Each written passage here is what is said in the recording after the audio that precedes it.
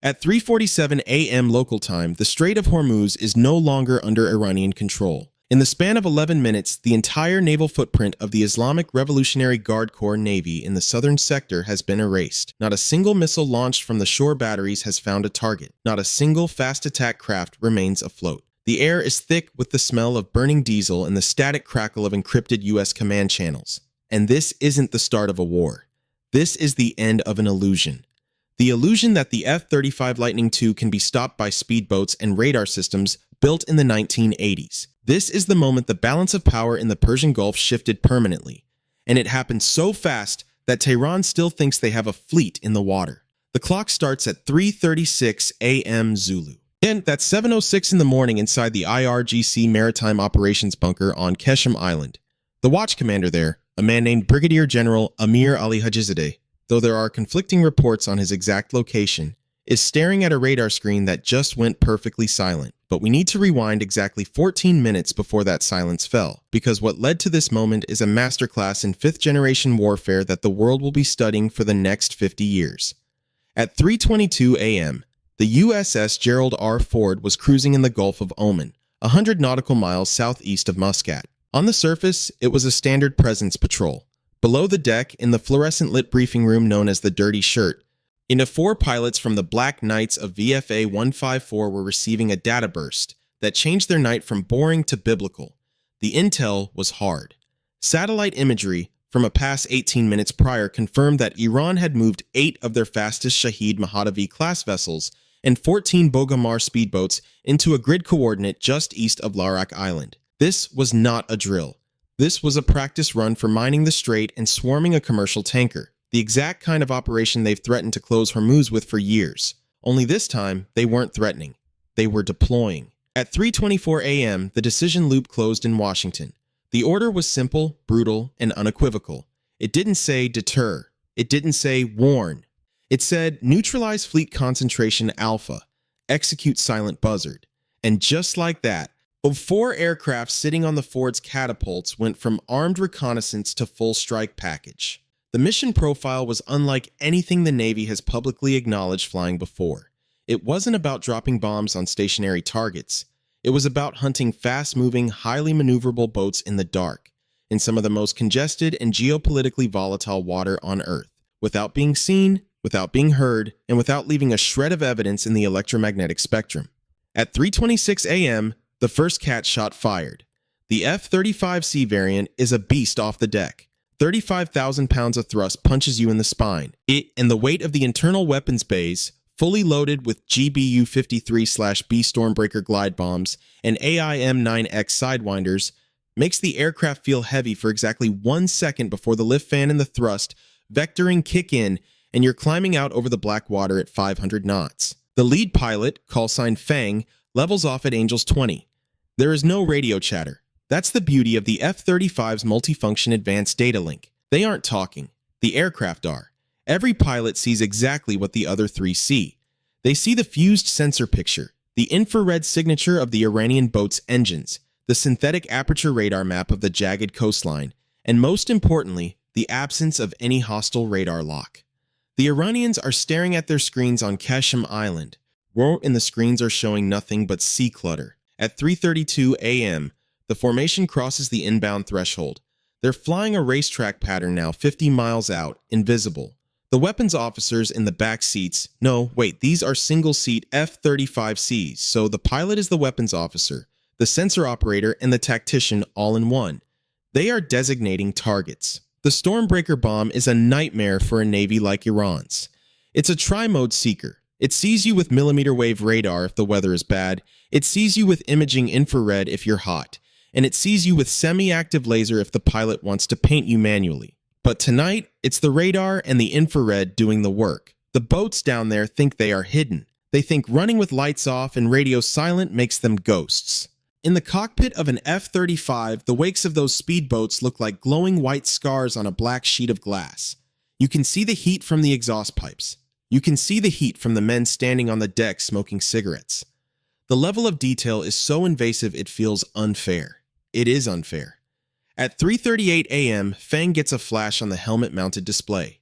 A new contact. Something just lit up a radar on the eastern tip of Hormuz Island. It's a Ghadir long-range radar, a phased array system that Iran has boasted can detect stealth aircraft. For 3 seconds, the F-35's threat warning system chirps. It's not a lock, it's a search pattern. The radar beam sweeps across the formation, and the F-35's skin, coated in a cocktail of classified materials and shaped like a razor blade, absorbs and deflects that energy. On the Iranian scope, the F-35 appears as a bird, maybe a large one, maybe a glitch. The radar operator likely dismissed it as a false return from wave action. He had no idea that in the time it took him to blink, 4 internal weapons bay doors had already opened and closed with the hydraulic speed of a bear trap. At 3:40 a.m., the first weapon separates from Fang's aircraft. The StormBreaker falls free for a fraction of a second before the wings pop out and the miniature turbojet engine, yes, this glide bomb has a jet engine, spools up. The bomb doesn't just glide, it cruises. It accelerates away from the aircraft, dropping to wavetop height where the radar horizon is 0. To the Iranian boat crews, there is nothing in the air. They are listening for the drone of propellers or the thunder of jet exhaust. Yes, they hear only the lapping of the Persian Gulf against their fiberglass hulls. They are looking at their phones, some of them. Others are checking the lashings on the 50 caliber machine guns and the racks of 107mm rockets. They are prepared for a surface fight. They are prepared to die as martyrs in a clash with a Navy destroyer. They are not prepared for what comes next. At 3:41 a.m. and 30 seconds, the first StormBreaker switches on its millimeter wave radar. It's 5 feet above the water, traveling at high subsonic speed. It scans the Shahed Mahdavi, a 150-foot catamaran packed with explosives and cruise missiles. The seeker identifies the center of mass, the bridge, and the engine room. It chooses the engine room. The bomb doesn't hit the hull. It flies through the open window of the bridge. That's not an exaggeration. Yes, the terminal guidance on the GBU-53 is so precise. The pilots later review the footage of the infrared camera and see the bomb thread the gap between the windshield wiper and the bulkhead. The explosion is not a Hollywood fireball. It's a violent, contained pressure wave. The bridge vaporizes. The captain's chair, the radar console, the navigation charts, all of it becomes a cloud of fine particulate matter and salt spray. The catamaran lurches hard to starboard and begins a death roll.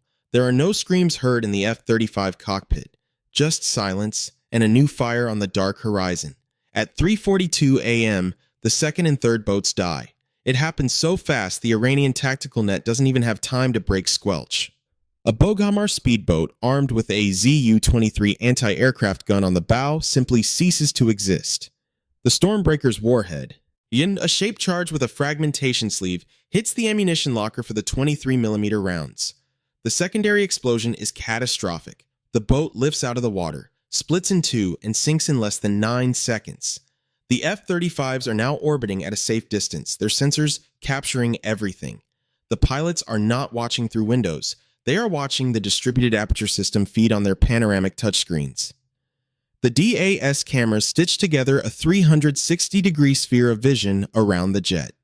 Fang can look down between his legs and see the burning Iranian fleet as clearly as if he were floating above it on a parachute.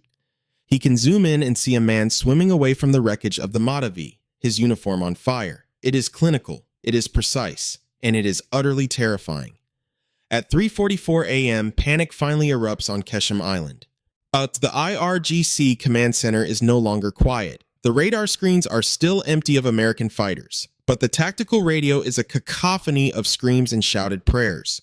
The commander is yelling at his air defense officer to turn on the Tor M1 missile batteries. The Tor M1 is a Russian-built mobile surface-to-air missile system. It's old, but it's dangerous to anything that doesn't know it's there. The F-35s know it's there. They've known since they left the carrier. The electronic warfare suite on the F-35, the AN/ASQ-239 Barracuda, has been passively mapping the Tor's emissions for the last hour. The moment the Iranian radar switches from search to track mode, the F-35's brain analyzes the waveform, identifies the exact model of the radar, and pinpoints its location to within a meter. The Tor battery is parked in a revetment on Keshem, just outside the air defense gate. Before the Iranian missile crew can even power up the launch rails, Fang's wingman, callsign Loki, has already fired an AGM-88G advanced anti-radiation guided missile, extended range. This missile is smarter than the people operating the radar. The AARGM-ER arcs high, then dives at Mach 3. The Iranian radar operator sees a spike on his scope. It's not a stealth aircraft. It's a speeding bullet aimed directly at his face. He screams to shut down the radar. It's too late. The missile remembers where the signal came from. The radar goes dark, but the inertial guidance and the millimeter wave radar in the nose of the AARGM-ER have already seen the shape of the launcher and the concrete barriers. The impact is a direct hit on the engagement cabin. The Tor battery and its crew are erased from the battlefield. The Iranian air defense network, the one thing that might have given the speedboats a fighting chance, is now blind and mute. At 3:46 a.m., the slaughter in the water intensifies. The remaining Boghamars are scattering. They're like ants whose hill has been kicked over. They don't know where the threat is coming from. Some are shooting blindly into the sky with their DSHK heavy machine guns. The tracers arc up into the darkness and fall back into the sea, a beautiful but utterly useless display of defiance. The F-35 pilots are switching to the AIM-9X Sidewinder for the final cleanup phase. The Sidewinder is a dogfighting missile, but tonight it's being used for surface strike. So the infrared seeker on the Block 2 Sidewinder can lock onto a rowboat's outboard motor from 15 miles away. The pilots call it Boil the Ocean. Loki acquires a formation of 4 speedboats trying to make a run for the rocky shore of Hormuz Island. They're doing 45 knots, bouncing over the swell, weaving between each other. Loki selects LOAL, lock on after launch. The missile drops off the rail, fires its motor, and goes vertical. The Iranians see the rocket plume climbing into the sky, and for a moment they think they've been missed. They think it's heading for a jet they can't see. Then the missile flips over and comes straight down from above, the seeker cold, waiting for the command. When the F-35's DAS camera identifies the lead boat trying to hide in the shadow of a cliff, the data link sends the target coordinates to the missile mid-flight. The Sidewinder's fins twitch. It goes supersonic. The boat is struck directly on the canopy over the driver's station. The shrapnel pattern from a Sidewinder warhead is a cone of titanium rods and blast fragments. It cuts through the rest of the formation like a giant, invisible scythe. Fiberglass, fuel, and flesh mixed together in a boiling cauldron of sea foam. At 3:48 a.m., the last remaining vessel is a supply barge, unarmed, loaded with aviation fuel for the helicopters Iran planned to use for mine laying. It's trying to raise a white flag, a literal bedsheet, on its mast. The rules of engagement are clear. It's a logistical target supporting the naval interdiction effort. It cannot be allowed to reach port. A single GBU-12 Paveway 2 laser-guided bomb is released from 25,000 feet.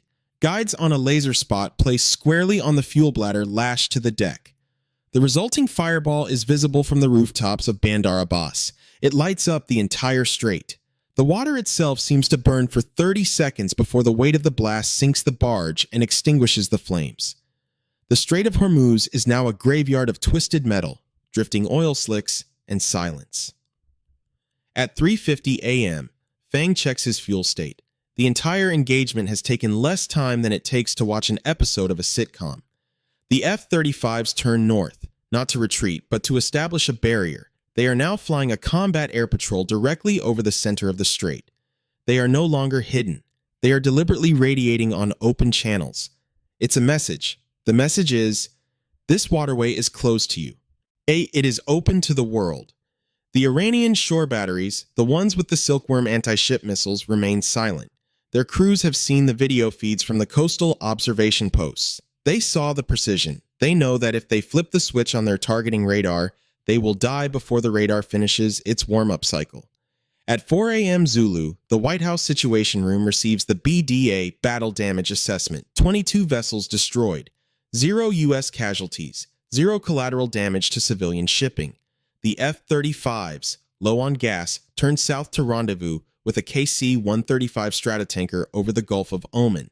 They fly in formation with the tanker's boom plugged into their dorsal receptacles, sipping fuel. Their pilots finally allowed a moment to breathe. The adrenaline dump is immense. Their hands are shaking inside the flight gloves. They are looking at the stars above the clouds, and the stars are the same, but the world below them is different now. They have just proven that a single carrier air wing can dismantle an entire naval branch of a hostile nation in under 20 minutes. They have proven that the F-35 is not just a fighter jet. It is a silent arbiter of international law. The aftermath is a grim, quiet affair on the Iranian side. Rescue boats, unarmed and clearly marked with red crescents, are allowed to enter the zone to pick up survivors. The F-35s watch them from 30,000 feet, invisible again, sensors recording every movement. There are very few survivors. The water in the strait is warm, but the injuries are catastrophic. The IRGC Naval Command issues a statement claiming a training accident involving ordnance disposal. No one believes it. The videos captured by the F-35's DAS cameras are already being downloaded and scrubbed of classified metadata. Within the hour, select grainy clips will leak to the press, enough to show burning hulls but not enough to reveal the game-changing sensor fusion that made it possible. As the sun begins to rise over the Arabian Sea, painting the clouds in shades of orange and pink, the pilots of the Black Knights head back to the Ford. They fly a slow, fuel-efficient cruise, the cockpit ambient light slowly brightening with the dawn. The sky is clear, the sea is flat. It's a beautiful day to land a jet on a moving runway. The LSO, landing signal officer, will talk them down as usual.